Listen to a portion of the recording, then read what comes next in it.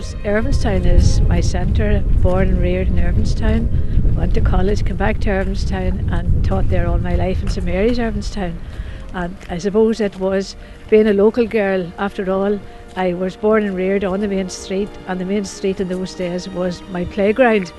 We used to go out when the shops closed. Some days it would have been 9 o'clock at night, but in the evening time we would have gone and used that old main street as our football field.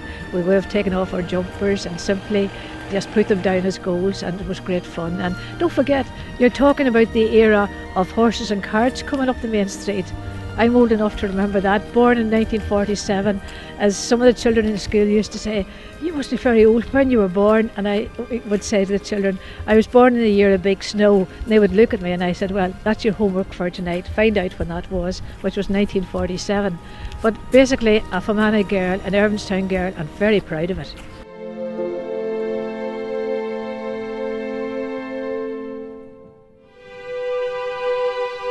That old wit that you hear all the time, you know, lovely people talking, and I think that's when you talk to people from outside the county, they can't believe the words that we are still using.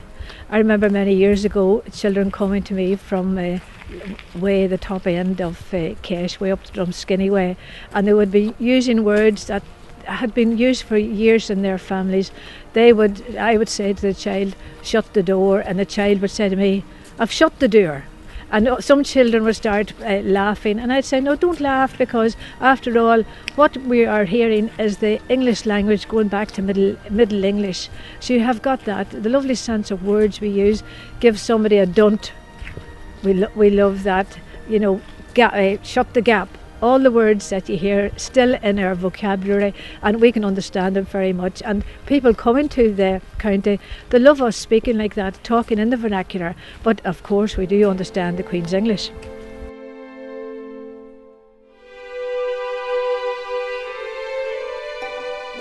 Well, I say if you are coming as a stranger to Fermanagh, and with my experience having done tours and being a Blue Badge guide, I would want you to come out on the lake and experience the waterway. And I must say, I'm a sucker for stones. I touch the point here at Castle Archdale. When I go to Devonish Island, I touch those stones. And when I was teaching school, I would tell the children, you're going on a field trip, and they say, good.